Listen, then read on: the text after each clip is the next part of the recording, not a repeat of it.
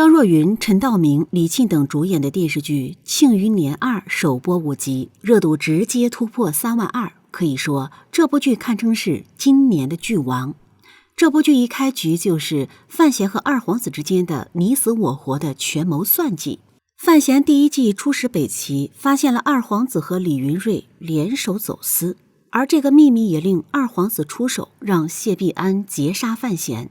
滕子京的儿子和妻子在二皇子手中，范思哲和费介也似乎被二皇子掌控，所以范闲只能假死脱身回到京都。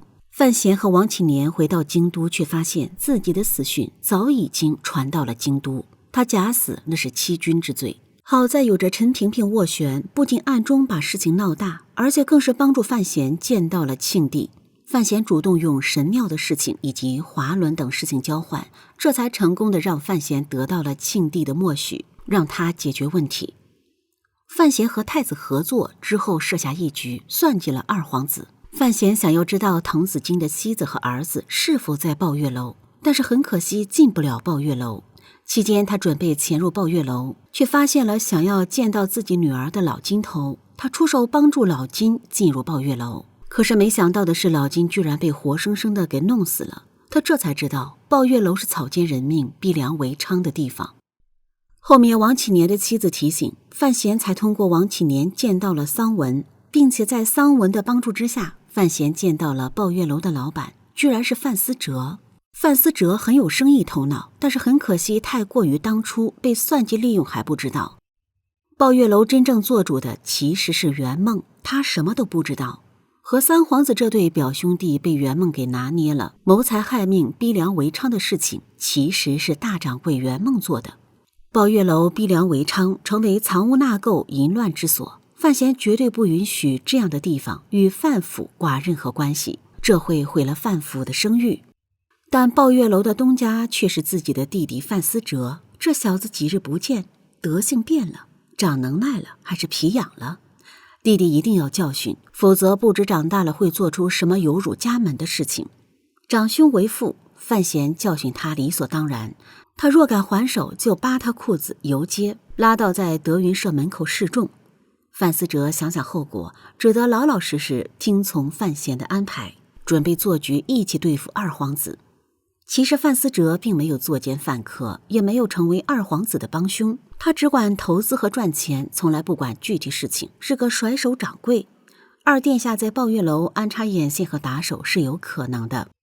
二皇子姗姗来迟，一定是王启年拖了他的后腿，这给予范闲有更多的时间通知监察院和相关单位，随后一起见证二皇子的犯罪事实。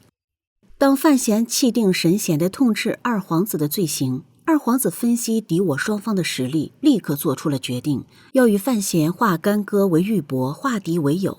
他知道若范闲拼命，他根本没有获胜的可能，而且犯罪事实被宣扬，失去京都人心，他这个二皇子还有什么资格争夺皇位呢？两害相权取其轻，既然旗鼓相当，各退一步，大家安好。至于那些拐卖妇女儿童的事情，都是下人们干的，二皇子一概不知，杀了他们也算给范闲一个台阶。范闲刚刚回国，还立足未稳，他也不想这么快与二皇子兵戎相见。况且弟弟范思哲作为抱月楼的老板也有责任，于是他同意二皇子的请求，握手言和。但这只是暂时的休战，休战越久，随后的战斗越激烈。范闲通过此次抱月楼事件，终于看清楚谁支持谁观望，谁是墙头草。他以为京都的势力已经看清，其实真正的对手还未出现。不过很显然，圆梦还有另一重身份，那就是二皇子的人。二皇子把滕子京的妻子和儿子关在抱月楼，就是为了让范闲来这里。范闲故意让王启年背叛，让他率人去抱月楼抓自己，和自己站在对立面，两人彻底撕破脸。而最后太子带府衙的人赶到，用圆梦和李弘成的关系，直接让二皇子退避三舍，只能放过范闲。其实二皇子之所以愿意放过范闲，主要是因为圆梦的身份很不一般，他有别的方法对付范闲，所以不打算牺牲圆梦。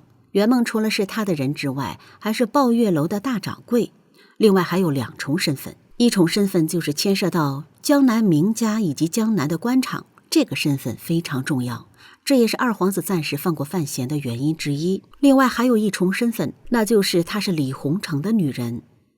别看圆梦一直在勾引自己的老板范思哲，实则这一切都是装出来的。他的情人是李洪成，而他的这些身份也即将在后面曝光。直到他的身份曝光，范闲才发现自己做了一件非常对的事情，那就是帮助范若若逃婚。不错，抱月楼风波之后，范闲回到使团活过来，回到了京都，结果范家却是出现了不少事情。一件事自然是范思哲惹下抱月楼的祸，另一件事就是庆帝赐婚范若若和李洪成。